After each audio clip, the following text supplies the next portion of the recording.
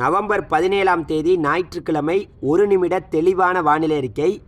அதாவது இந்த மாத இறுதியில் நவம்பர் 26, 27, 28 தேதி வாக்கில் நம்மளுடைய தமிழகத்துக்கு நெருக்கமாக ஒரு தீவிரமான ஒரு சுழற்சி, அது புயலாக கூட இருக்கலாம், அது பார்த்திங்கன்னா நீடிக்க போகுது.